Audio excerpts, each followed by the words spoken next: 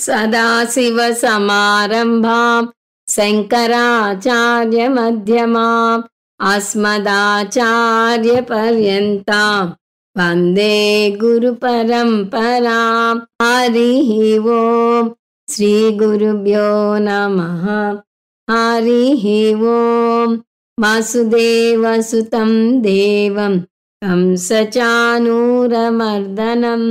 देवकी परमानन्दं कृष्णं वन्दे జగద్గురుం।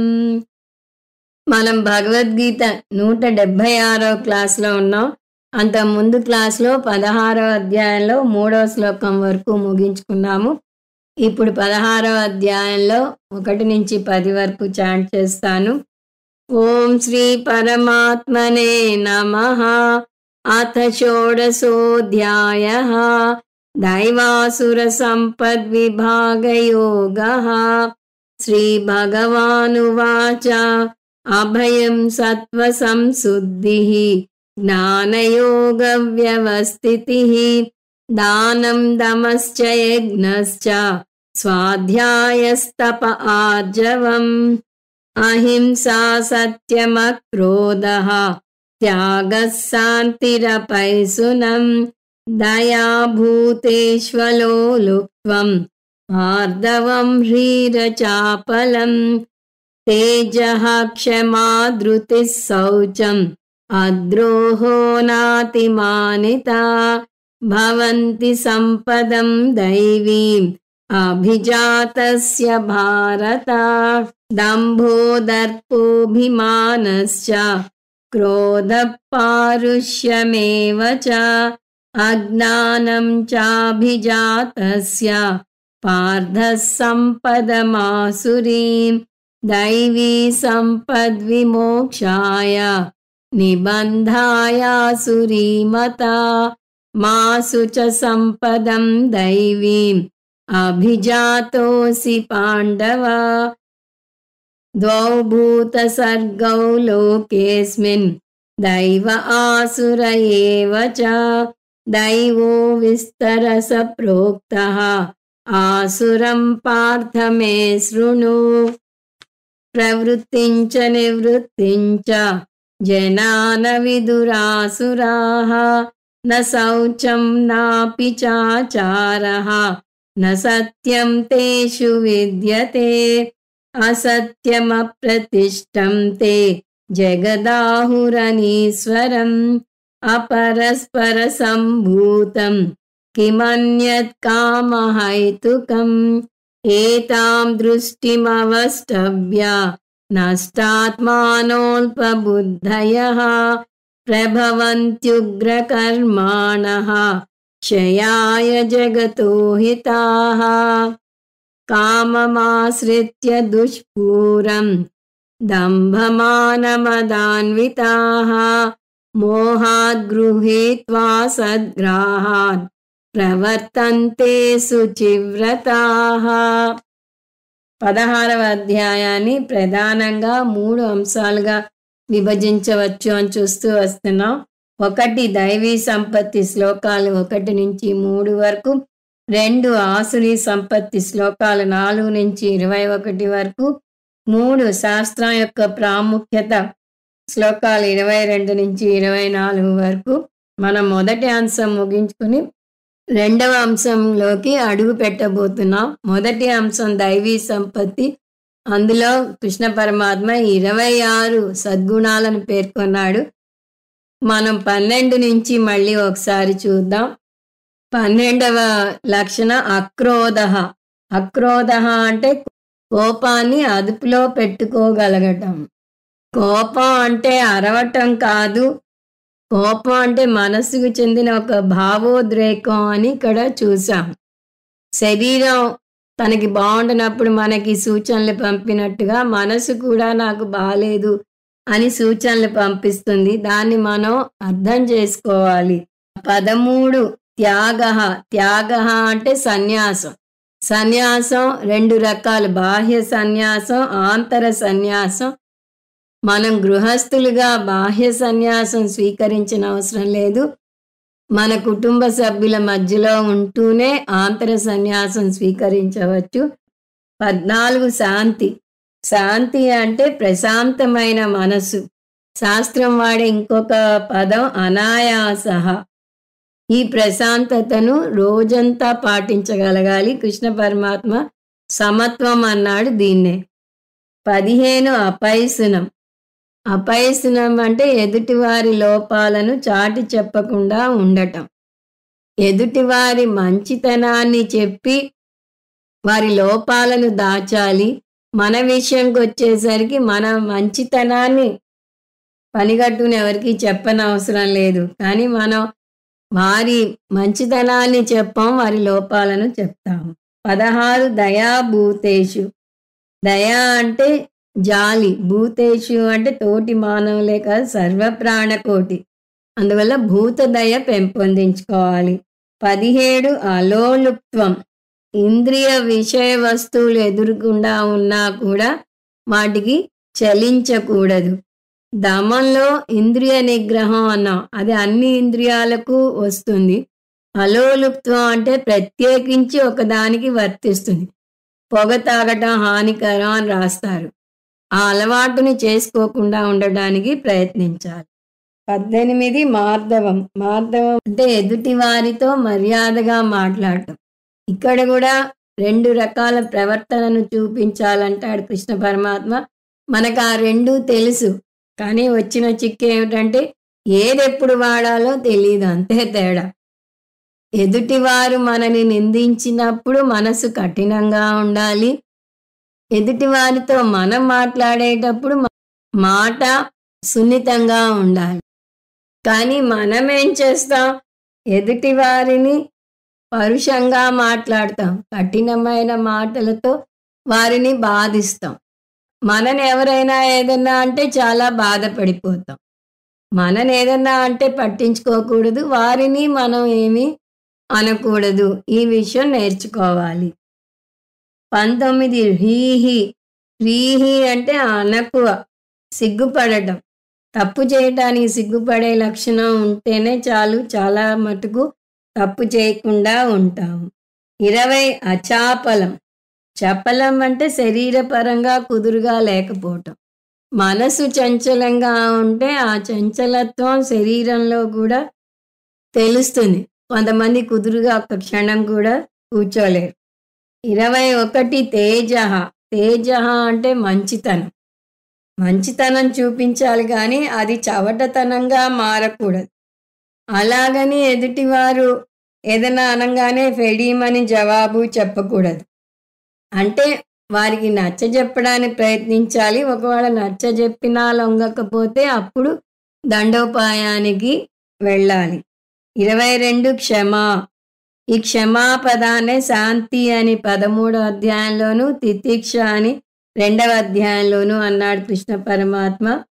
ఈ అర్థం ముందే చూసాం కాబట్టి ఇక్కడ శంకరాచార్యుల వారు అక్రోధ పదానికి వ్యతిరేక పదంగా వర్ణిస్తున్నారు. ఇక్కడ అక్రోధ అంటే కోపం వస్తే దాన్ని నిగ్రహించుకోవడం అన్నాం. ఇక్కడ క్షమ అంటే అసలు కోపమే రాకుండా చేసుకోవటం అంటున్నారు శంకరాచార్య వారు. కోపమే రాకుండా ఎలా చేసుకుంటాం అంటే మనకి ఎందుకు కోపం వస్తుందో కారణాన్ని విశ్లేషిస్తే మనం కోరిన కోరిక తీరకపోతే కోపం వస్తుంది. అందువల్ల కోరికే కోరకుండా ఉండేలాగా చేసుకోవాలి. నేను కోరిక కోరకుండా ఉండలేను అంటే కోరండి, కానీ ఫలితాన్ని ఆశించకండి. ఏదొచ్చినా నవ్వుతూ స్వీకరించడం నేర్చుకోండి అంటున్నాడు కృష్ణ పరమాత్మ. 23 ధృతి. ధృతి అంటే గుండె ధైర్యం. ఎటువంటి ఆటంకాలు ఎదురైనా కూడా మొక్కవోని పట్టుదలతో ముందుకు సాగిపోవటం. 24 శౌచం. శౌచం అంటే శుభ్రత. ఆ శుభ్రత మీ శుభ్రత, మీ పరిసరాల శుభ్రత, మీ వీధి, మీ ఇల్లు అన్నీ వస్తాయి అందులో. కానీ మనం దురదృష్టవశాత్తు ఈ శుభ్రతను పాటించం. అద్రోహ అంటే హింస ఇచ్చలేకపోవటం. 26 నాతిమానిత. నాతిమానిత అంటే 13వ అధ్యాయంలో చూసిన అమానిత్వమే. అక్కడ అమానిత్వంతో మొదలు పెడితే ఇక్కడ అమానిత్వంతో ముగిస్తున్నాడు కృష్ణ పరమాత్మ. అంటే గర్వం లేకపోవటం. ఈ విధంగా కృష్ణ పరమాత్మ 26 విలువలను పేర్కొన్నాడు. సంపదం దైవీం అభిజాతస్య. ఈ 26 విలువలు దైవీ సంపత్తి ఉన్న వ్యక్తిలో అభిజాతస్య అంటే పుట్టినప్పటి నుంచి ఉంటాయి అని అంటున్నాడు. కానీ ఇప్పుడు పుడుతూనే ఇన్ని మంచి లక్షణాలు అందరికీ ఉంటాయని లేదు. కానీ అలవర్చుకోవచ్చు ఈ అలవాట్లను. అందువల్ల సత్వగుణంతో పుట్టిన వ్యక్తి లేదా సత్వగుణాన్ని పెంపొందించుకున్న వ్యక్తికి ఈ మంచి గుణాలన్నీ ఉంటాయి. ఈ దైవీ సంపత్తితో పుట్టకపోతే వాటిని ప్రయత్నపూర్వకంగా పెంపొందించుకోవాలి. నిజానికి వేదాంత బోధన అర్థం చేసుకోవడం తేలిక. 26 విలువలను పెంపొందించుకోవడం చాలా కష్టం. వేదాంతాన్ని త్వరగా నేర్చుకోవచ్చు, విలువలను త్వరగా రాత్రికి రాత్రి పెంపొందించుకోలేము. ఇక్కడితో కృష్ణ పరమాత్మ చెప్పదలుచుకున్న మొదటి అంశం ముగిసింది. అది దైవీ సంపత్తి. ఇంతవరకు ముందు క్లాస్లో చూసాం. ఇప్పుడు రెండో అంశంలోకి అడుగు పెడుతున్నాం. అది ఆసురీ సంపత్తి. శ్లోకాలు 4 నుంచి 21 వరకు. 4వ శ్లోకం చూద్దాం. దంభో దర్పోభిమానశ్చ క్రోధ పారుష్యమేవ చ అజ్ఞానం చాభిజాతస్య పార్థ సంపదమాసురీం. సో ఇందులో ఆసురీ సంపత్తి గురించి 5 లక్షణాలు చెప్తున్నాడు కృష్ణ పరమాత్మ. అవేమిటో చూద్దాం. ఆసురీ సంపత్తిని ముందు ఈ శ్లోకంలో టూకీగా పేర్కొన్నాడు. ఆధ్యాత్మికత మీద శ్రద్ధ ఉన్న వ్యక్తికి ఉండాల్సిన దైవీ సంపత్తి గురించి ముందు చెప్పాడు. కానీ లౌకిక దృష్టి ఎక్కువ ఉన్న వ్యక్తికి ఉండే ఆసురీ సంపత్తిని ఇప్పుడు పేర్కొనబోతున్నాడు. దాని నుంచి మనం ఎదగాలి అని ఇక్కడ కృష్ణ పరమాత్మ ఉద్దేశం. సంగ్రహ ఆసురీ సంపత్తి సంగ్రహంగా చెప్తాను అని చెప్తున్నాడు. ఇక్కడ విస్తారంగా 7 నుంచి 12 శ్లోకాల్లో చూస్తాం. అంటే కృష్ణ పరమాత్మే వాటి గురించి వివరంగా చెప్తాడు. ఏమిటా ఆసురీ సంపత్తి అద్భుతంగా పేర్కొన్నాడు. మొదటిది దంభః. దంభః అంటే దాంభికం లేదా డాబు.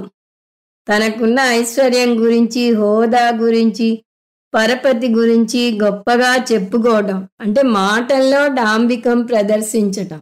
13వ అధ్యాయంలో అదంభిత్వం ఉండాలని చూసాం. ఇక్కడ దంభిత్వం ఉన్న వాళ్ళు ఎలా ఉంటారో చెప్తున్నాడు. అంటే ఉదాహరణకి ఒక ఇల్లాలతో ఆవిడ స్నేహితురాలు అమ్మో ఎండలు దంచేస్తున్నాయి అంటుంది. అంటే ఈవిడ అంటుంది కదా, అవునండి ఏసీ కారులో బయటికి వెళ్ళొచ్చి ఇంటికి రాగానే ఫ్రిడ్జ్లోంచి మంచి కూల్ డ్రింక్ తాగి మళ్ళీ బెడ్రూమ్లో ఏసీ వేసుకుని పడుకున్నా కూడా ఎండ భరించలేకుండా ఉన్నాను అంటుంది. అంటే ఈ మాటల్లో ఆవిడకి ఏ ఉన్నాయో అవన్నీ చెప్పేసింది. అలా ఉంటాయి కొంతమంది మాటలు. రెండోది దర్పః. దర్పః అంటే పొగరు లేదా దురహంకారం. ఐశ్వర్యం ఉన్న వారికి తెలియకుండానే ఈ దర్పం వచ్చేస్తుంది, దురహంకారం దూసుకు వస్తుంది. ఎప్పుడైతే ఐశ్వర్యం, హోదా వస్తాయో వాటి వెన్నంటే దురహంకారం కూడా దూసుకు వస్తుంది. తనకంటే పెద్దవారిని, గొప్పవారిని కూడా గౌరవించరు. కొంతమంది గుడికి వెళ్ళినా కూడా డాబు ప్రదర్శిస్తారు. పోయి దేవుడు ఎదురుకుండా కుర్చీ వేసి కూర్చుంటారు. అది తప్పు అన్నా వినరు. అటువంటి దురహంకారం వచ్చేస్తుంది. ఈ దర్పానికి దుర్యోధనుడు, రావణాసురులే గొప్ప ఉదాహరణలు. 3 అభిమానః. అభిమానం అంటే మానిత్వం. అమానిత్వం ఉండాలని మనం మంచి విలువగా నేర్చుకున్నాం. ఇక్కడ చెడు విలువగా మానిత్వం గురించి చూస్తున్నాం. ఆధిపత్య భావన ఉండటం, తనే పూజ్యనీయుడు అనుకుని విర్రవీగటం, తనకే ఇతరులు నమస్కారం పెట్టాలి, గౌరవం చూపాలి, దండలు వేయాలి, కుదిరితే పాద పూజలు కూడా చేయాలి అనుకుంటారు.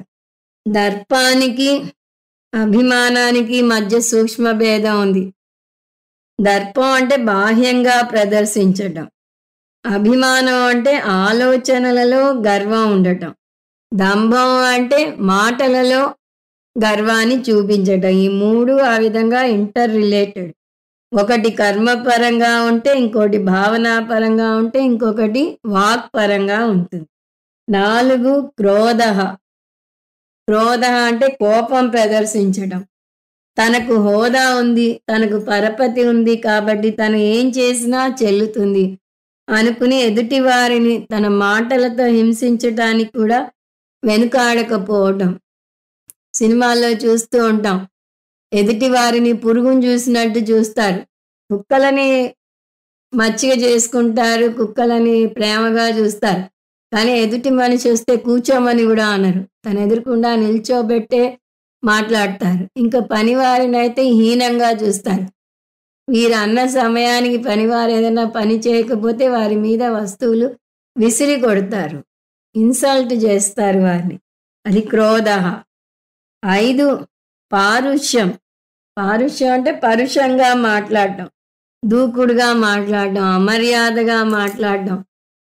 చెప్పాను కదా, ఎదుటి వారిని మనిషిగా కూడా చూడకపోవడం. పురుగు కంటే హీనంగా చూశాడంటారు, అలా చూడడం. 6 అజ్ఞానం. అజ్ఞానం అంటే తెలియకపోవటం. ఇక్కడ ఆత్మజ్ఞానం దాకా వెళ్ళటం లేదు. మనం లౌకిక విషయాల్లోనే ధర్మశాస్త్రం తెలియకపోవటం. ఈ 2 అధ్యాయాలు ఆత్మజ్ఞానం గురించి మాట్లాడటం లేదు. అందువల్ల ఇక్కడ మనం అజ్ఞానం అంటే వీళ్ళకి ఆత్మజ్ఞానం లేదు, అందువల్ల ఆశ్రయ సంపత్తి చూపిస్తున్నారు అనుకోకూడదు. వీళ్ళకి ధర్మశాస్త్రంలో బోధించే నైతిక విలువలు తెలియకపోవటం వల్ల వాళ్ళు ఏం చేస్తే అదే వేదం అనుకుంటారు. ధర్మాధర్మ విచక్షణ ఉండదు. అందువల్లనే ఈ ఆసురీ సంపత్తి ఎక్కువగా ఉంటుంది. ఆసురీ సంపదం అభిజాతస్య భవంతి. ఈ లక్షణాలన్నింటినీ ఆసురీ సంపత్తి అంటున్నాడు కృష్ణ పరమాత్మ. 3వ శ్లోకంలో సంపదం దైవీం అభిజాతస్య అన్నాడు. ఇక్కడ ఆసురీ సంపదం అభిజాతస్య అంటున్నాడు. అంటే కొంతమంది పుడుతూనే ఈ పెట్టుబడితో పుడతారు, అంటే ఆసురీ సంపత్తితో పుడతారు. ఇవి రాజసిక తామసిక గుణాలు ఎక్కువగా ఉన్న వ్యక్తిలో ఉంటాయి. ముఖ్యంగా Born with a silver spoon అంటాం. ఐశ్వర్యంతో తులతూగుతున్న వారింట్లో పుట్టారనుకోండి, వారిని పెద్దలే చెడగొడతారు. వారికి అన్ని దర్పం, డాబు, అహంకారం ఉగ్గుపాలతో పెట్టి నేర్పిస్తారు. అందువల్ల వారి తోటి మనిషిని సమానంగా చూడాలన్న కనీస జ్ఞానం కూడా ఉండదు. వారికి అణకు అంటే ఏమిటో తెలీదు, నమస్కారం పెట్టడం అంటే ఏమిటో తెలీదు. దానికి కొంత పెద్దవారే కారణం అని చెప్పవచ్చు అని చూస్తున్నాం. ఈ విధంగా కృష్ణ పరమాత్మ ఆసురీ సంపత్తి ఏమిటో, ఆ లక్షణాలు ఏమిటో 4వ శ్లోకంలో టూకీగా పేర్కొన్నాడు. ఇంతకుముందు దైవీ సంపత్తిని వివరించాడు. వీటిని మరో పేర్లతో చెప్పాలి అంటే ఆధ్యాత్మికతను పెంపొందించే మంచి విలువలు, లౌకికంగా నిలిపివేసే చెడు విలువలు అని చెప్పవచ్చు. అందువల్ల కృష్ణ పరమాత్మ ఆసురీ సంపత్తి గురించి వివరంగా చెప్పే ముందు, మీరు మోక్షం పొందాలనుకుంటే మీ జీవన విధానం దైవీ సంపత్తితో కూడినదై ఉండాలి అని ప్రత్యేకించి చెప్తున్నాడు. ఆ భావనని ఇప్పుడు 5వ శ్లోకంలో చూడబోతున్నాం. దాన్ని చూద్దాం. దైవీ సంపద్విమోక్షాయ నిబంధాయ సురీమత మాసు చ సంపదం దైవీం అభిజాతోసి పాండవా. దైవీ సంపద్విమోక్షాయ భవతి, మనం వర్బుని కలుపుకుంటాం. మొదటి 3 శ్లోకాల్లో చెప్పిన దైవీ సంపత్తిని పెంపొందించుకుంటే అది మోక్షాన్ని ఇస్తుంది అంటున్నాడు కృష్ణ పరమాత్మ. కానీ ఇక్కడ ఒక విషయం మర్చిపోకూడదు. విలువలు పెంపొందించేసుకుంటే మోక్షం రాదు, కానీ విలువలు మోక్షానికి అధికారిత్వాన్ని ఇస్తాయి. దాని నుంచి జ్ఞానానికి రావాలి, అప్పుడే మోక్షం వస్తుంది. లేకపోతే విలువలున్న అజ్ఞాని అవుతాడు, తక్కిన వారు విలువలు లేని అజ్ఞాని అవుతారు. అందువల్ల మోక్షం పొందాలి అంటే మొదటి అర్హత విలువలను పాటించాలి అని చెప్తున్నాడు కృష్ణ పరమాత్మ. సో ఇది మోక్షం రాదు, మోక్ష హేతు భవతి, మోక్షం వచ్చేందుకు తోడ్పడుతుంది. నిబంధాయ మాసురి, దానికి భిన్నంగా ఇప్పుడు దైవీ సంపత్తి ఉంటే మోక్షం కలుగుతుంది అంటే చెప్పకనే చెప్పినట్టు అవుతుంది. ఆసురీ సంపత్తి ఉంటే మోక్షం కలగదు, బంధంలో పడిపోతాడు. కానీ చెప్పకనే చెప్పడం ఉండదు గురువులు చెప్పేటప్పుడు, ముఖ్యంగా జగద్గురువులు చెప్పేటప్పుడు. అందువల్ల కృష్ణ పరమాత్మ ప్రత్యేకించి చెప్తున్నాడు, నిబంధాయ మాసురి. ఆసురీ సంపత్తి సంసారంలో పట్టి బంధిస్తుంది, అంటే బంధంలో పడవేస్తుంది. ఈ విషయం వినగానే సహజంగానే అర్జునునికి తాను ఆసురీ సంపత్తికి చెందినవాడా దైవీ సంపత్తి ఉన్నవాడా అనే అనుమానం రావచ్చు. కనీసం మనకి అర్జునుని గురించి రావచ్చు. ఈ సందేహం ఊహించినట్టుగా కృష్ణ పరమాత్మే చెప్తున్నాడు, మా శుచః, కంగారు పడకు, దైవీం సంపదం అభిజాతః అసి పాండవ. నీకు దైవీ సంపత్తి ఉంది, దైవీ సంపత్తితోనే పుట్టావు నువ్వు అని మెచ్చుకుంటున్నాడు. అర్జునుని భుజం తట్టి చెప్పినంత ధైర్యం ఇస్తున్నాడు తన మాటలతో. ఎందుకంటే ఆధ్యాత్మికత అంత తేలిగ్గా అలవడదు, దానికి పూర్వజన్మ సుకృతం ఉండాలి. అనేక జన్మ సంసిద్ధ తతోయాతి పరాం గతిం అని 6వ అధ్యాయంలో చెప్పాడు. అంటే ఎన్నో జన్మల పుణ్యఫలం ఉంటే గాని ఈ జన్మలో ఆధ్యాత్మికత అలవడదు. అంటే మనం ఇప్పుడు భగవద్గీత నేర్చుకుంటున్నాము అంటేనే మన అందరికీ ఎన్నో జన్మల పుణ్యఫలం ఉంది అని చెప్పకనే చెప్పినట్టు అవుతుంది. అర్జున, నీకు ఆ పూర్వజన్మ ఫలం ఉంది, అందువల్ల నువ్వు గుణబ్రాహ్మణుడివి. పుట్టింది క్షత్రియ కులంలో అయినా ఈ జ్ఞానం పొందాలనే తపన వచ్చింది కాబట్టి అతను గుణబ్రాహ్మణుడు. అందువల్ల నీకు సత్వగుణం ప్రధానంగా ఉంది, దానివల్ల నువ్వు ఆధ్యాత్మికంగా ఇంకా పైకి ఎదగగలవు అని హామీ ఇస్తున్నాడు కృష్ణ పరమాత్మ. 6 ద్వౌ భూత సర్గౌ లోకేస్మిన్ దైవ ఆసుర ఏవ చ దైవో విస్తరస ప్రోక్తః ఆసురం పార్థ మే శృణు. కృష్ణ పరమాత్మ ఇక్కడ మొత్తం మానవాళిని 2 తెగలుగా విభజించవచ్చు అని ఈ శ్లోకంలో చెప్తున్నాడు. ఆ విభజన దేశాన్ని బట్టి కాదు, వైదిక సాంప్రదాయాన్ని బట్టి కాదు, వారు పాటించే విలువలను బట్టి. సో అస్మిన్ లోకే ద్వౌ భూత సర్గౌ అంటే ఈ లోకంలో మనుష్య సృష్టిలో, మనుషుల గురించే ఇదంతా. అందువల్ల మనుష్య సృష్టిలో 2 రకాల మనుషులు ఉన్నారు అంటున్నాడు.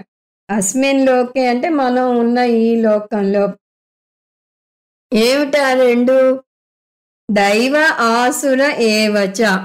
ముందే చెప్పేశాడు, ఇదంతా దైవీ సంపత్తి, ఇదంతా ఆసురీ సంపత్తి అని చెప్పాడు. అయినా ఇక్కడ మళ్ళీ చెప్పుకొస్తున్నాడు, మనుష్య జాతిని 2 తెగలుగా విభజించవచ్చు. మనం అనేక సందర్భాల్లో చూసాం. ఈ క్లాసిఫికేషన్ అనేది అనేక కోణాల్లో అనేక రకాలుగా చేస్తారు. స్వామీజీ దగ్గరికి వెళ్ళి భగవద్గీత నేర్చుకుంటున్న వారు ఎవరు అంటే వాటిని రకరకాల తెగలుగా చేయవచ్చు. స్త్రీలు ఎంతమంది, పురుషులు ఎంతమంది ఒక కేటగిరీ, వయసు ప్రకారం ఒక కేటగిరీ, నోట్స్ ఎంతమంది రాసుకుంటున్నారు, ఊరికే ఎంతమంది వింటున్నారు, రికార్డ్ ఎంతమంది చేసుకుంటున్నారు ఒక కేటగిరీ. అలా రకరకాలుగా చూడవచ్చు. ఇక్కడ కృష్ణ పరమాత్మ 2 తెగలుగా చెప్పాడు. అంతకుముందు 3 గుణాలుగా విభజించాడు. గుణత్రయ విభాగ యోగంలో 3 చూసాం. ఇప్పుడు దైవాసుర సంపత్తిలో 2గా చూడబోతున్నాం. ఈ ఇంట్రొడక్షన్లోనే చూసాం, సత్వగుణం ఉన్న వ్యక్తికి దైవీ సంపత్తి ఉంటుంది అని, రజోగుణం తమో గుణం ఉన్న వ్యక్తికి ఆసురీ సంపత్తి ఉంటుంది అని చూసాం. నిజానికి మనం ఇక్కడ కూడా 3గా చూసాం. రాక్షసీ సంపత్తి కూడా చూసాం. కానీ ప్రస్తుతం కృష్ణ పరమాత్మ చెప్పినట్టే చూసుకుంటూ వెళ్దాం. కాబట్టి 2 రకాల మనుషులు ఉన్నారు అని చెప్తున్నాడు. దైవీ సంపత్తి ఉన్నవారు, ఆసురీ సంపత్తి ఉన్నవారు. దైవీ సంపత్తి ఉన్నవారికి సహజంగా ఆధ్యాత్మిక చింతన ఉంటుంది. వారు లౌకిక దృష్టి ఎక్కువ ఉన్న వారి మధ్యలో పుట్టినా కూడా ఏదో శక్తి వారిని బలంగా ఆధ్యాత్మిక చింతన వైపు, ఆధ్యాత్మిక పుస్తకాల వైపు, ఆధ్యాత్మిక అంశాల వైపు, ఆధ్యాత్మికత ఎక్కువ ఉన్న వారి వైపు ఆకర్షిస్తుంది. కొన్ని ఇళ్లలో చూస్తూ ఉంటాం. ఒక తల్లి తన ఇద్దరు కొడుకులని, నా పెద్ద కొడుకు భోగి, రెండవ కొడుకు యోగి అని వర్ణించేది. ఎందుకంటే పెద్ద కొడుకు జీవితాన్ని అనుభవించాలి అనుకుంటే రెండో కొడుకు చిన్నప్పటి నుంచే ఆధ్యాత్మికత పెంపొందించుకున్నాడు. ఏ స్వామీజీ ఏ ఉపన్యాసం చెప్పినా అవి వినటం, ఆధ్యాత్మికతలో కొన్ని కోర్సులు కూడా చేశాడు అతను. ఆ విధంగా ఉన్న వాతావరణం ఎటువంటిదైనా దానికి భిన్నంగా ప్రవర్తించేవారు కొంతమంది ఉంటారు. వారిని దైవీ సంపత్తి అంటారు. ఇంకొక రకం మనుషులు ఉంటారు. వారు లౌకిక ప్రపంచం వైపే మొగ్గు చూపుతారు. ప్రాపంచిక విషయాలలోనే మునిగి తేలుతూ ఉంటారు.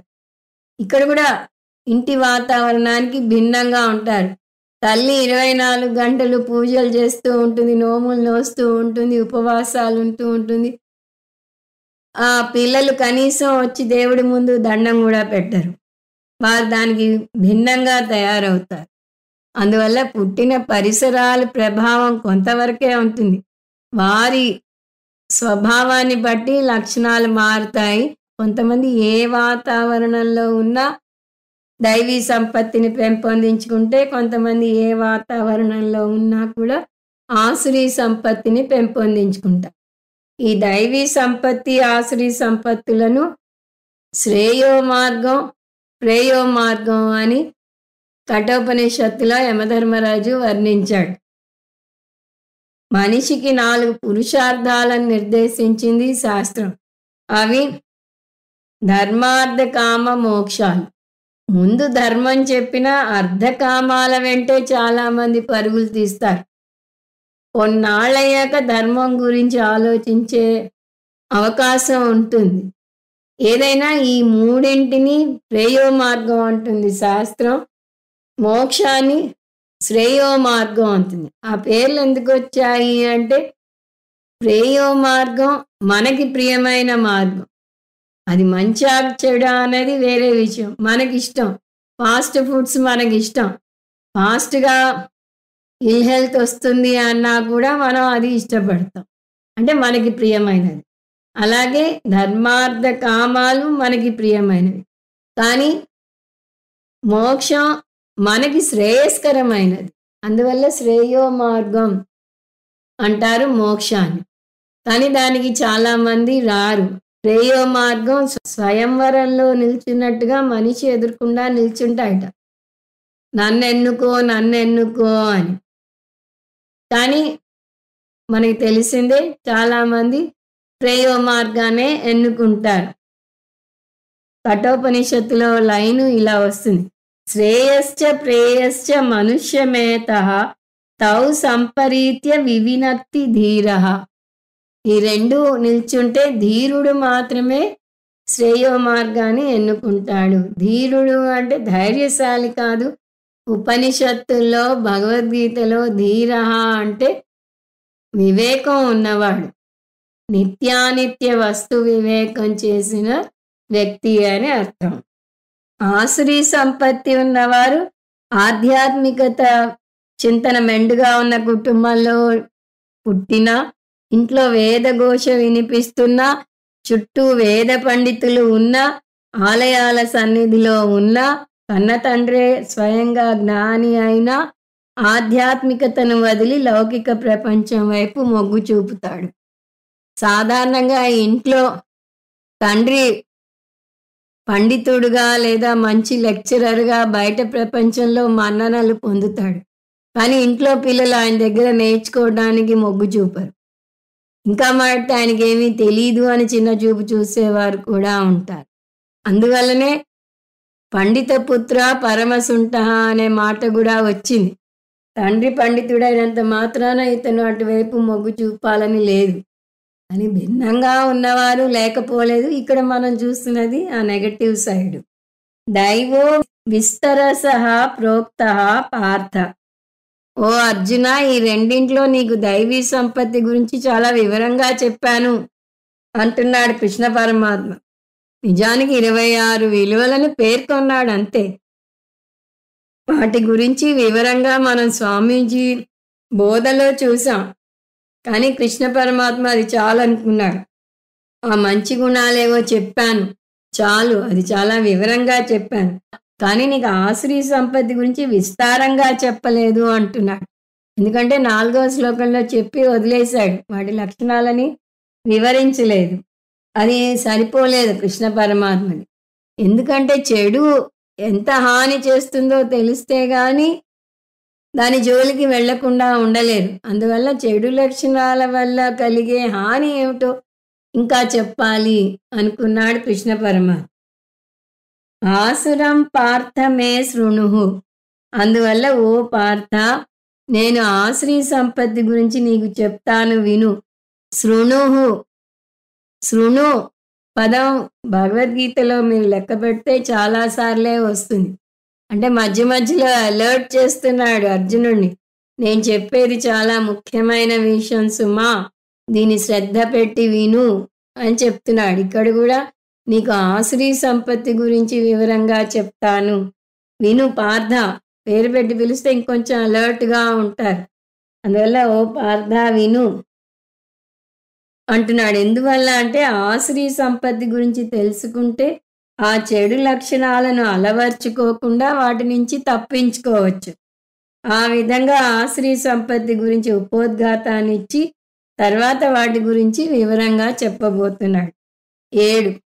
ప్రవృత్తించ నివృత్తించ జనాన విదురాసురాః న శౌచం నాపి చాచారః న సత్యం తేషు విద్యతే. మనుషులందరూ పుట్టడం లౌకిక దృష్టితోనే పుడతారు. ఎవరికి పుడుతూనే మోక్షం పొందేయాలి, నేను సంసారంలో ఉన్నాను, దీని నుంచి ఎదగాలి అనే జ్ఞానం ఉండదు. మనం అంత ముందు కూడా చూసాం, మనం పుట్టడమే అజ్ఞానం అనే పెట్టుబడితో పుట్టాం. కానీ సేవింగ్ గ్రేస్ అంటారు ఇంగ్లీష్లో. సేవింగ్ గ్రేస్ ఏమిటి అంటే ఈ అజ్ఞానాన్ని మన స్వయం కృషితో పారద్రోలవచ్చు. కానీ పుట్టడం అజ్ఞానమే. అందువల్ల ధర్మం అంటే ఏమిటో తెలియదు. మోక్షం కానీ ధర్మం కానీ కంటికి కనపడే వస్తువులు కావు. అందువల్లనే వీటిని అపౌరుషేయ పురుషార్థాలు అంటారు. ధర్మార్థ కామ మోక్షాల్లో అర్ధకామాలు తెలుస్తాయి, కానీ ధర్మ మోక్షాలు తెలియవు. ధర్మం అంటే పుణ్యం అని వస్తుంది. మీరు ఒక మంచి పని చేస్తే మీ అకౌంట్లో అదృష్టంగా కొంత పుణ్యఫలం చేరుతుంది, అది మీకు తెలియదు. అలాగే ఒక చెడు పని చేస్తే మీ అకౌంట్లో మీకు తెలియకుండా కొంత పాపం చేరుతుంది. ఈ జన్మ ఉన్న నాళ్ళు కర్మలు చేస్తూనే ఉంటారు. వాటి వల్ల కొన్ని ఫలాలు వస్తుంటాయి, వాటిని ఆగామి కర్మ ఫలాలు అంటారు. కొన్ని ఇక్కడే అనుభవిస్తాం, కొన్ని వెళ్ళి సంచిత కర్మలో పోగొడతాయి. వీటి గురించి మనం శాస్త్రంలో నేర్చుకోవాల్సిందే తప్ప ఇవి కంటికి కనపడవు, సైన్స్కి కూడా అందవు. అందువల్ల అందరూ కంటికి కనపడే అర్ధకామాల వెంటే పరుగులు తీస్తారు. అర్ధ అంటే డబ్బు ఒకటే కాదు, డబ్బుతో వచ్చే అన్ని, అంటే పరపతి, హోదా, ఆస్తిపాస్తులు అన్నీ వస్తాయి. డబ్బు విలువ పసికందుకు కూడా తెలుసు. ఒక 2 ఏళ్ల బాబుకి ఒక 500 నోట్ ఇస్తే భద్రంగా ముడిచి పట్టుకుంటాడు. తల్లి నాకు ఇమ్మన్నా కూడా ఇవ్వడు. అతనికి తెలుసు ఇదేదో విలువైనది అని. ఏం కొనుక్కోవాలో అవన్నీ తెలియదు, కానీ డబ్బు విలువైనది అనే విషయం మాత్రం తెలుసు. అలాగే ఇంకొక పురుషార్థం కామం. అర్ధకామాలలో రెండవది కామం. కామం అంటే కోరిక, సుఖాలలో మునిగి తేలాలనే కోరిక. ఇది కూడా తెలుసు. అందువల్ల ప్రతి ఒక్కరికి అర్ధకామాల వెంట పరుగులు తీసే హక్కు ఉంది. ఎందుకంటే శాస్త్రమే చెప్పింది ఈ 4 పురుషార్థాలని నువ్వు సాధించాలి అని. అంతేకాదు వేద పూర్వ భాగంలో అనేక కామ్యకర్మలను చెప్తుంది శాస్త్రం. ఈ కర్మ చేస్తే ఈ ఫలం వస్తుంది అని చెప్తుంది. అందువల్ల ఇదేమి తప్పు కాదు, కానీ అక్కడే ఆగిపోకూడదు. ఏది చెప్పినా మనం చెప్పేది అక్కడే ఆగిపోకూడదు, లేదా దానిలో అతిగా మునిగిపోకూడదు అనే విషయం. అందువల్ల శాస్త్రమే చెప్తుంది అర్ధకామాల వెంట పరుగులు తీయండి, డబ్బు సంపాదించండి పర్వాలేదు. కానీ ఆ డబ్బుని 10 తరాలకు సరిపడేలాగా దాచాలనుకోకండి. నలుగురికి పంచండి. ఎవరో అన్నారు, there is enough for man's need but not enough for man's greed అని. ఏది తీసుకున్న డబ్బు కానీ ఆహారం కానీ మనిషి అవసరానికి సరిపడా భగవంతుడే ఇచ్చాడు. కానీ మనిషి ఆశకి సరిపడా భగవంతుడు కూడా ఇవ్వలేడు అని దాని అర్థం. అందువల్ల అర్ధకామాలు కోరేటప్పుడు అర్ధకామాల వెంట పరుగులు తీయండి, కానీ పరిధిలో ఉండండి అంటుంది శాస్త్రం. అర్ధకామాల వెంట పరుగులు తీస్తే వచ్చే సమస్య ఏమిటి అంటే మనలో తీవ్రంగా రాగద్వేషాలు చోటు చేసుకుంటాయి. రాగం అంటే ఒక దాని మీద తీవ్రమైన మమకారం, ద్వేషం అంటే ఒక దాని మీద తీవ్రమైన అయిష్టం. అర్ధకామాలు కోరేటప్పుడు కొన్ని కావాలని బలంగా కోరుకుంటాం, కొన్నింటి నుంచి దూరంగా పారిపోవడానికి ప్రయత్నిస్తాం. ఇలా రాగద్వేషాలకు బానిస అవటం కొంత మేరకు పర్వాలేదు. అంటే మనం పరిపక్వత చెందని రోజుల్లో అలా ప్రవర్తిస్తే తప్పులేదు. కానీ మనకు వయస్సు పెరిగి బుద్ధి వికసించి యుక్తాయుక్త విచక్షణ ఏర్పడ్డాక నెమ్మదిగా ఈ రాగద్వేషాల నుంచి మారాలి. కొత్త విలువల వైపు మొగ్గు చూపాలి. ఆ విలువలను ఎలా పెంపొందించుకోవాలి అంటే మే ఐ హెల్ప్ యూ అనే శాస్త్రం నిల్చుంటుంది అని చూసాం. శాస్త్రం నేర్పిస్తుంది. వేదాన్ని వేదమాత అంటారు. ఎందరో తల్లులు చేసే మేలు ఒక్క వేదమాతే చేస్తుంది అని అంటారు. ఆ వేదమాత మనని చెయ్యి పట్టి మంచి మార్గంలో నడిపిస్తుంది. మనం పసిపిల్లలుగా ఉన్నప్పుడు మనకి ఏం కావాలో, ఏది మంచో ఏది చెడో మనకి తెలియని వయసులో తల్లి చేస్తుంది. భగవంతుడు అందరిలోనూ ఉన్నాడు అని మనకి తెలిసినా భగవంతుడు తల్లులను తన రిప్రజెంటేటివ్స్గా ఏర్పాటు చేశాడు అని అంటారు. అందువల్ల తల్లిలో మూర్తీభవించిన మంచితనం ఉంటుంది, మూర్తీభవించిన ప్రేమ ఉంటుంది, నిస్వార్థమైన ప్రేమ. ఆవిడ మనని చెయ్యి పట్టుకు నడిపిస్తుంది. మరీ పాలుగారే పసిప్రాయంలో ఉత్త పాలతో మనని పెంచుతుంది. క్రమేపీ పాలతో పాటు కొన్ని ద్రవ పదార్థాలను పెడుతుంది. నెమ్మదిగా కొంచెం కొంచెంగా ఏదో ఒక పండు పెడుతుంది. దాని తర్వాత అన్నప్రాసనం చేయించి కొంచెం కొంచెంగా ఘన పదార్థాలను పెడుతుంది. అంతేకాదు 1-2 ఏళ్లలోపు అనేక ఇంజెక్షన్లు ఇప్పించాలి, డ్రాప్స్ వేయించాలి. అవన్నీ డాక్టర్ ఒక టేబుల్లో రాసిస్తే తూచా తప్పకుండా వాటన్నింటినీ పాటిస్తుంది. అంటే అంత ఆరోగ్య సూత్రాలను మన కోసం తను జాగ్రత్త తీసుకుంటుంది. అంతేకాదు తను తిన్న ఆహారం ఏదైనా పిల్లలకి పడదు అని తెలిస్తే తనకి ఎంతో ఇష్టమైనా కూడా ఆ ఆహారం జోలికి పోదు పాలు ఇస్తున్న వయసులో. అందువల్ల తల్లి ప్రేమని మించినది ఇంకొకటి లేదు అని చెప్తారు. అలా మనంతట మనమే నిర్ణయం తీసుకోలేనంత వరకు మన తల్లే మనను నడిపిస్తుంది. అటువంటి తల్లిని మించినది వేదమాత. అనేక తల్లుల సముదాయం వేదమాత అని చెప్పవచ్చు.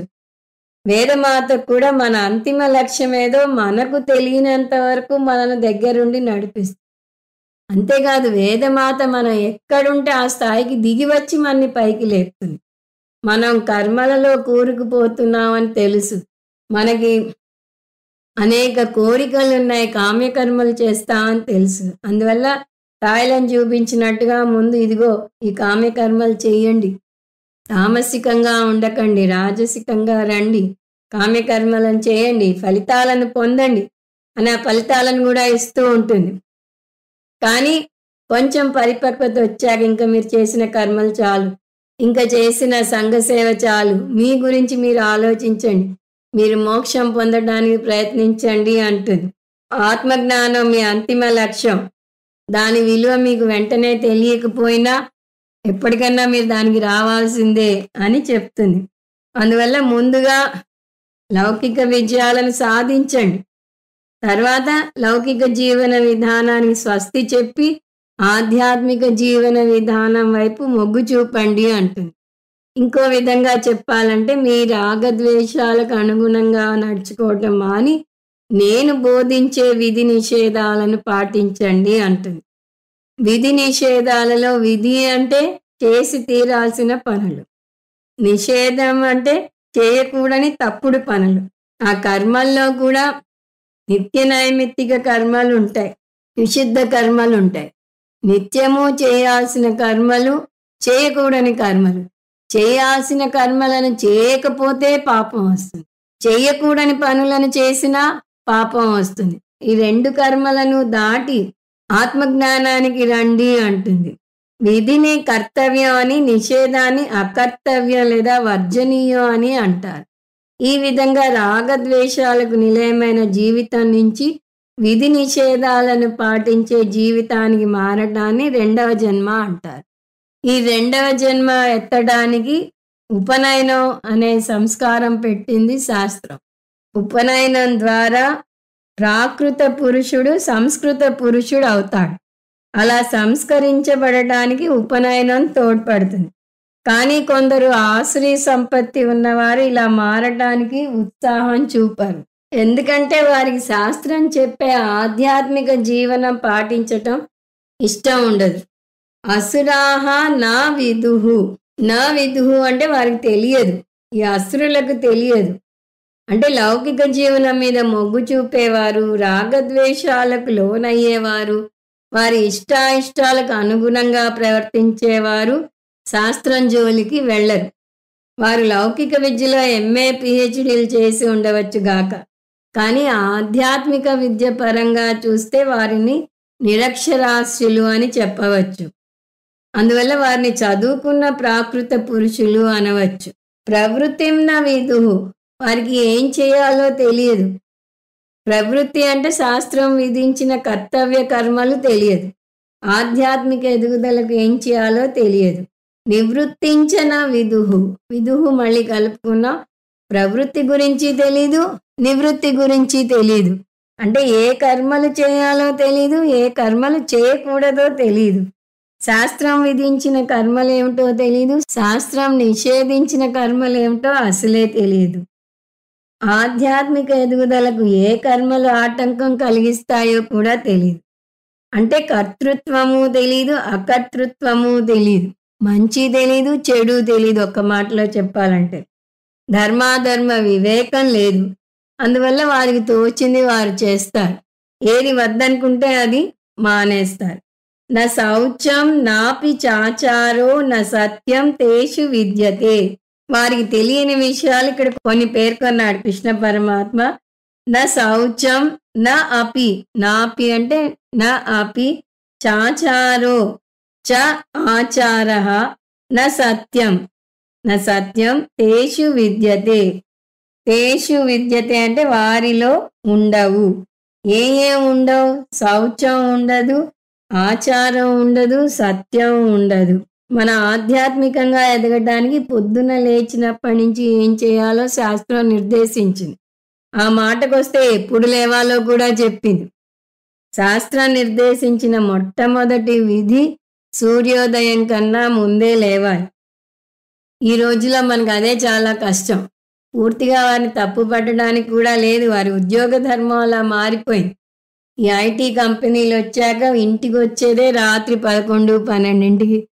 అప్పుడు వచ్చాక ఏదైనా తిని కాసేపు టీవీ చూసి ఇటు అటు తిరిగి వాడు పడుకునేసరికి 1 గంట. అలాంటి వారిని 5ంటికి లేవమంటే ఎలా లేస్తారు? అది అసాధ్యం.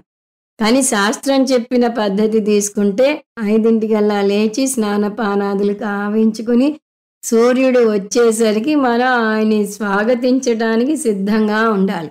అందువల్లనే సూర్య నమస్కారాలని కానీ, సంధ్యావందనం కానీ, గాయత్రి జపం కానీ నిర్దేశించింది శాస్త్రం.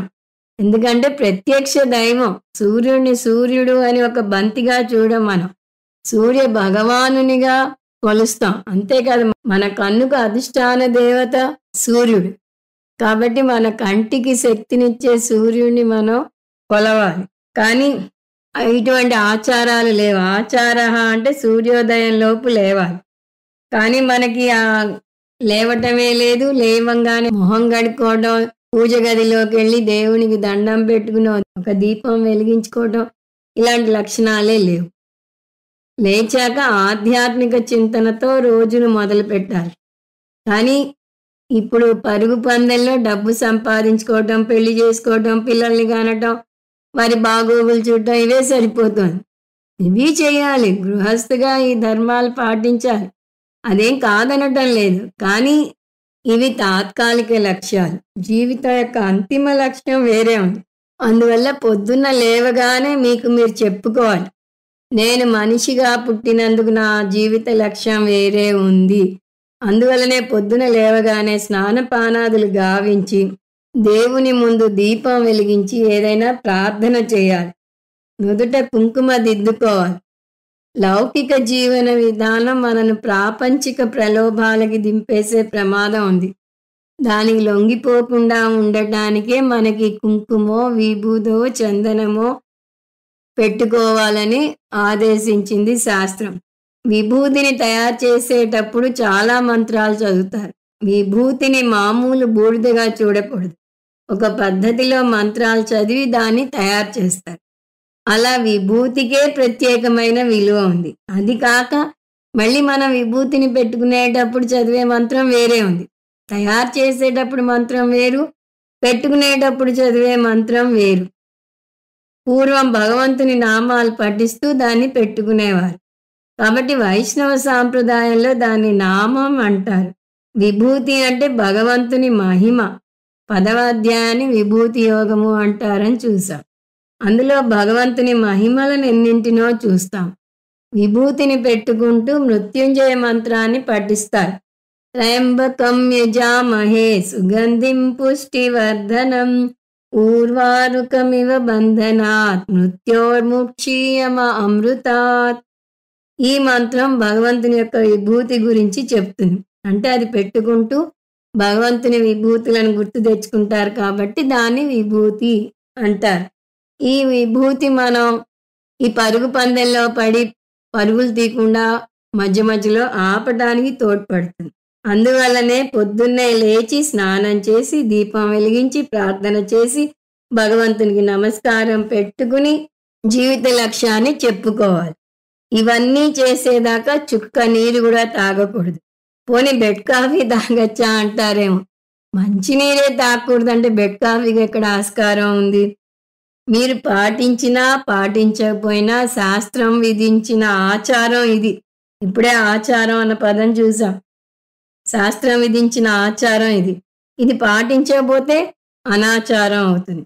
మీ జీవిత లక్ష్యాన్ని గుర్తు తెచ్చుకున్నాకే ఏ పనైనా చేయాలి. దాని తర్వాత మీ ఇష్టం. హిందూ పేపర్ చదువుతారో, తెలుగు పేపర్ చదువుతారో, టీవీలో న్యూస్ చూస్తారో, అందులో హత్యలు దోపిడీల గురించి చదువుతారో మీ ఇష్టం. కానీ ముందు మాత్రం ఆచారంతో మొదలు పెట్టండి అంటుంది శాస్త్రం. లౌకిక జీవితం అంటే ఏమిటి? ఇవేవి పాటించకపోవటమే లౌకిక జీవితం. నచ శౌచం, ఆధ్యాత్మిక శుచి అసలు ఉండదు లౌకిక జీవనం పాటించేవారికి. రాత్రి వేసుకున్న బట్టలతో ఇల్లంతా తిరుగుతారు. టూత్ బ్రష్ నోట్లో పెట్టుకుని పేపర్ చదువుతూ అటు ఇటు తిరుగుతారు. ఖచ్చితంగా ఇది జీవన విధానం. ఖచ్చితంగా ఇది లౌకిక జీవన విధానం కాదు. ఎందుకు? మన శాస్త్రం ప్రకారం దంతధావనం కూడా ఒక ఆధ్యాత్మిక చర్య. పూర్వం పందుం పుల్లతో మొహం గడుపుకునేవారు. పందుం పుల్ల అంటే చెట్టు నుంచి తీసిన చిన్న పుల్ల. దంతధావనం చేసేటప్పుడు వనస్పతి దేవతకు ఇలా ప్రార్థన చేయాలి. ఓ వనస్పతి దేవత, నా దంతాలకున్న మలాన్ని దంతధావన చేయటం ద్వారా పోగొట్టుకుంటున్నాను. దానితో పాటు నువ్వు నా మనస్సును కూడా శుద్ధి చెయ్యి. ఎందుకు ఇలా కోరాలి? ఆత్మజ్ఞానం పొందటం కోసం. అలా వేదం ప్రతి చిన్న కార్యక్రమాన్ని ఒక పూజగా మలిచింది. మనం చేసే స్నానాన్ని బాహ్య శుద్ధికే కాదు ఆంతర శుద్ధికి కూడా అంటుంది. అక్కడ ఒక మంత్రం చెప్పాలి. నేను రాత్రి చేసిన పాపాలని పోగొట్టు అనే ప్రార్థన వస్తుంది అందులో. అలా మనం లేచినప్పటి నుంచి పడుకునేదాకా ప్రతిదీ భగవంతునితో ముడివేసి నేర్పిస్తుంది మన శాస్త్రం. భూదేవికి క్షమాపణ స్తోత్రం నేర్పిస్తుంది. అడుగడుగునా భగవంతునితో అనుసంధానం చేసేలాగా చేస్తుంది. కానీ ఆశ్రీ సంపత్తి ఉన్నవారు ఆచారాన్ని పాటించరు, శౌచాన్ని పాటించరు. ఈ రోజుల్లో పొద్దున స్నానం చేయడమే పెద్ద గగనం అయిపోయింది. ఓపిక ఉంటే రాత్రి చేస్తారు, లేదా 2 రోజులకు ఒకసారి చేస్తారు. పోనీ విలువలను పాటిస్తారా? నా సత్యం తేషు విద్యతే. వారు విలువలకు కూడా విలువనివ్వరు. వారికి ఏది వీలైతే అదే విలువ వారి దృష్టిలో. సత్యం పలకాలంటే నాకు వీలైతేనే పలుకుతాను అంటారు వారు. సత్యం పలకకపోతే పాపం పొందుతావు అంటే పాపం ఉందని ఏమిటి నమ్మకం అంటారు. అలా మాట్లాడితే నరకానికి పోతావు అంటే నరకం ఉందో లేదో ఎవరికి తెలుసు అంటారు. ఇలాంటి జీవితంలో పడిపోతే మోక్షాన్ని పొందలేవు అంటే ఎవరికి కావాలి మోక్షం అంటారు. మోక్షం వద్దనే వారితో ఇంక మనం ఏం వాదిస్తాం? వారి ధ్యేయం ఎంతసేపు లౌకిక విజయమే. అందువల్ల వారు సత్యం అనే విలువనివ్వరు. పైగా ఇప్పుడు అంత సత్యాన్ని పాటించిన వారు జీవితంలో ఏం పొందారు? కాబట్టి సత్యానికి తిలోదకాలు ఇవ్వాలి అంటారు. ఇది లౌకిక జీవన విధాన యొక్క ఆరంభం మాత్రమే. దాని పరిణామాలు ఏమిటో ఇంకా ముందు ముందు చూస్తాం. 8 అసత్యం అప్రతిష్టం తే జగదాహురనీశ్వరం అపరస్పర సంభూతం కిమన్యత్ కామహైతుకం. వీరు పూర్తిగా లౌకిక జీవన విధానంలో పడిపోతారని చూసాం. వీరికి మతం అక్కర్లేదు, ఆధ్యాత్మికత అసలే అవసరం లేదు. మతం ఆధ్యాత్మికత అంటే రిలీజియన్ అండ్ ఫిలాసఫీ అని చెప్పవచ్చు. ఆ రెండు వేదాల నుంచి వచ్చాయి. వీరు వేదాలనే నమ్మరు. అసత్యం వేద ప్రమాణాన్ని నమ్మరు. ఇక్కడ సత్యం అంటే వేద ప్రమాణం, మనం చెప్పే సత్యం కాదు. మాతృపితృ సహస్రేభ్య అపి హితేషిణి. శంకరాచార్యుల వారు ఇంకో సందర్భంలో వేదమాత 1000 మంది తల్లిదండ్రుల కన్నా మానవాళి మేలు కోరుతుంది అని చెప్తారు. అటువంటి వేదమాత అంటే లక్ష్యం లేదు. ఎందుకంటే వారు పూర్తిగా నాస్తికులు. చాలామంది శాస్త్రం చదవరు, అది చదవాలనే విషయాన్ని కూడా అర్థం చేసుకోరు. అప్రతిష్టం, వారు ధర్మాన్ని కూడా నమ్మరు. ప్రతిష్ట అంటే ఇక్కడ ధర్మం. ధర్మం అంటే ప్రపంచంలో పాటించాల్సిన నైతిక విలువలు. ధర్మ సూత్రాలే ఈ జగత్తుకి స్థితి కారణం అంటుంది వేదం. కానీ వీరు వేదాన్నే నమ్మనప్పుడు వేదం బోధించే ధర్మాన్ని మాత్రం ఎలా నమ్ముతారు? ధర్మో విశ్వస్య జగతః ప్రతిష్ట లోకే ధర్మిష్ట ప్రజా ఉపసర్పంతి ధర్మేణ పాపం అపనుదతి ధర్మే సర్వం ప్రతిష్ఠితం తస్మాత్ ధర్మం పరమం వదంతి అని మహానారాయణోపనిషత్తులో వస్తుంది. ధర్మం అంటే జగత్తుకు స్థితి కారణం. ధారణాత్ ఇది ధర్మ. జగత్తుని నిలబెట్టేది నైతిక విలువలే. ఎప్పుడైతే సమాజంలో నైతిక విలువలు మాయమవుతాయో అప్పుడే సమాజం చెల్లాచెదరై సర్వనాశనం అవుతుంది. అటువంటి సమాజం ఎన్నాళ్ళో మసలలేదు. మనం నేర్చుకుంటాం, రాముని కాలంలో ధర్మం 4 పాదాల మీద నడిస్తే ఇప్పుడు 1 పాదం మీదే నడుస్తోంది అని అంటారు. అక్కడక్కడ చెదురుమదురుగా ధార్మిక పురుషులు ఉన్నారు, కానీ ఈ విలువలను చాలామంది పారద్రోలేశారు. అలాంటి సమాజం ఎన్నాళ్ళో మసలలేదు. అందువల్ల శాస్త్రం ధర్మం గురించి బోధిస్తుంది, కానీ ధర్మం కంటికి కనపడదు. కాబట్టి ఈ మనుషులు ఈ ధర్మాన్ని నమ్మరు. వారు పాంచభౌతిక ప్రపంచాన్నే నమ్ముతారు. అందులో శాస్త్రం నిరూపించిన భూమి ఆకర్షణ శక్తి వంటి సూత్రాలనే నమ్ముతారు, కానీ ధర్మ సూత్రాలను నమ్మరు. ఎందుకంటే వాటిని సైన్స్ నిరూపించలేదు. ఇప్పుడు అంతా తార్కికంగా ఆలోచించడం వాళ్ళ పరిస్థితి. అందువల్ల నాకు తార్కికంగా నిరూపించు అంటారు ప్రతిదాన్ని.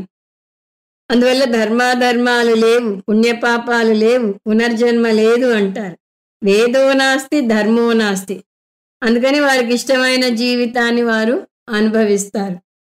అయితే మరి సృష్టికర్త ఎవరు? మీరు దేవుడే లేడంటున్నారు కదా, మరి జగత్తు ఎలా పుట్టింది అంటే అనీశ్వరం ఆహుహు, ఈశ్వరుడు కూడా లేడు అంటారు. వారు భగవంతుడిని కూడా నమ్మరు. సైన్స్ బిగ్ బ్యాంగ్ థియరీని నమ్ముతుంది. వీరు కూడా ఈ సృష్టిని చేయడానికి భగవంతుడు అవసరం లేదు అంటారు. సో ఇప్పుడు వారు ఏమేమి లేవన్నారు? వేద నాస్తి, ధర్మ నాస్తి, ఈశ్వర అపి నాస్తి. దేవుడు లేడంటే మతం లేదు, ఆధ్యాత్మికత లేదు. ఇలా అన్నీ తిరస్కరించుకుంటూ వస్తే ఉన్నదేమిటి? రెండే అర్ధకామాలు. ఐశ్వర్యం, సుఖం. వారంలో 5 రోజులు కష్టపడి డబ్బు సంపాదించు, వారాంతంలో వాటిని తగలేయి. ఏ భాషలో చూసినా దానికి తగ్గ పదాలు మనకున్నాయి. ఇంగ్లీష్లో eat, drink and be merry అంటారు. హిందీలో ఖావో పీవో మజా కరో అంటారు. తెలుగులో తిను తాగు ఆనందించు అంటారు. ఈ విధంగా ఏ భాషలో చూసినా భగవంతుడు అవసరం లేదు అనే సిద్ధాంతమే కనిపిస్తుంది. వేదాన్ని నమ్మని వారిని నాస్తికులని, వేదాన్ని నమ్మే వారిని ఆస్తికులని అంటారు. మనం ఆస్తికులలోకి వస్తాం. మనం భగవంతుడు లేదా ఈశ్వరుడు ఈ జగత్కర్త అని, ఆయనే వేదాలను కూడా సృష్టించాడని, ఆయన మనకు ఈ వేదాలను ఒక మాన్యువల్గా ఇచ్చాడని అంటాం. ఆ మాన్యువల్లో మనం ధర్మార్థ కామ మోక్షాలలో అర్ధకామాలు పాటించినా వాటిని వదిలి ధర్మానికి, దాని తర్వాత మోక్షానికి ఎలా రావాలో చెప్తుంది. కానీ వారికి నచ్చజెప్పడానికి ఎంత ప్రయత్నించినా వారు వినరు కదా. ఎదురు తక్కిన వారినే వారి సిద్ధాంతంలోకి లాగడానికి ప్రయత్నిస్తారు. సాధారణంగా ఈ ఆసురీ సంపత్తి ఉన్న వారికి ఎదుటి వారిని ఆకర్షించుకునే శక్తి ఉంటుంది. వారు చెడు మార్గంలో నడవటం కాదు, తక్కిన వారిని కూడా ఆ చెడు మార్గంలోకి లాగుతారు. అంధ పరంపర అంటారు పూజ్య స్వామీజీ. మరి ఈ సృష్టి ఎలా వచ్చింది అంటే అపస్పర సంభూతం. పిల్లలు ఎలా పుడతారు అంటే భార్యాభర్తల వల్ల, భార్యాభర్తల మధ్య ఉన్న కామమే సృష్టికి కారణం. వారి తల్లిదండ్రులు ఎలా పుట్టారు అంటే వారి తల్లిదండ్రుల కామం వల్ల పుట్టారు.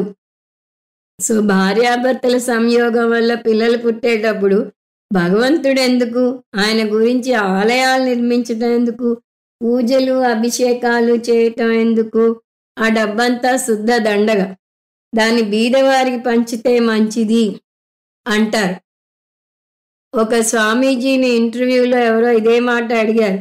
ఇంత పెద్ద పెద్ద గుళ్ళు కట్టడం ఎందుకు, వాటికి అభిషేకాలు చేయటం ఎందుకు అంటే ఆయన చాలా బాగా జవాబు చెప్పారు. ఇంత పెద్ద పెద్ద మాల్స్ కట్టడం ఎందుకు, ఆ మాల్స్కి ఖర్చు అయ్యే డబ్బు తీసుకెళ్లి బీదవారికి పంచవచ్చు కదా, అక్కడ లేని ఆలోచన ఇక్కడెందుకు వచ్చింది అని అడుగుతారు. ఆ విధంగా ఆలయంకి ఏదైనా ఖర్చు పెట్టడం అంటే వృధా అనిపిస్తుంది. ఇటువంటి వాదనలు వింటే మనకు కూడా నిజమే సుమి అనిపించవచ్చు. ఎందువల్ల అంటే వారికి అంత శక్తి ఉంది అని ముందే చూసాం. కానీ శాస్త్రం ఒప్పుకోదు. భగవంతునికి చేసే పూజ, ధర్మకార్యాలు, అభిషేకాలు, ఆలయ నిర్మాణాలు వృధా ఖర్చు కానే కాదు.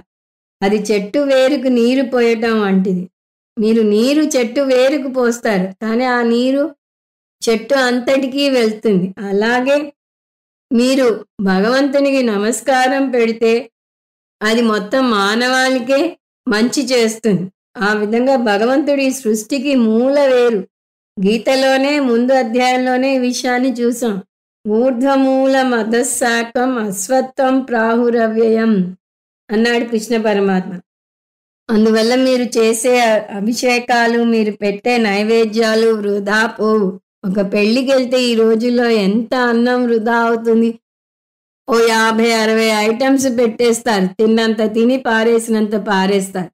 దాని బదులు తక్కువ పెట్టి బీదలకు అన్నదానం చేయవచ్చు కదా. అక్కడ ఈ సూత్రం పనికిరాదు. అందువల్ల భగవంతునికి చేసే ఖర్చు వృధా అనుకోకూడదు. భగవంతుడు లేడు అనకూడదు. సో అపరహ అంటే పురుషుడు, పరహ అంటే స్త్రీ. అపరస్పరహ అంటే స్త్రీ పురుషుల సంయోగం వల్ల. సంభూతం అంటే పుడతారు, అంటే స్త్రీ పురుషుల సంయోగం వల్ల సృష్టి జరుగుతోంది. ఇంకా ఆ సంయోగం ఎందువల్ల జరుగుతుంది? కామహైతుకం. స్త్రీ పురుషుల సంయోగం పిల్లలు కావాలనే కోరిక వల్ల జరుగుతుంది అంటారు వారు. ఓం తత్సత్. సర్వం శ్రీకృష్ణార్పణమస్తు. ఓం పూర్ణమద పూర్ణమిదం పూర్ణాత్ పూర్ణముదచ్యతే పూర్ణస్య పూర్ణమాదాయ పూర్ణమేవావశిష్యతే. ఓం శాంతి శాంతి శాంతి. హరి ఓం. శ్రీ గురుభ్యో నమః. హరి ఓం.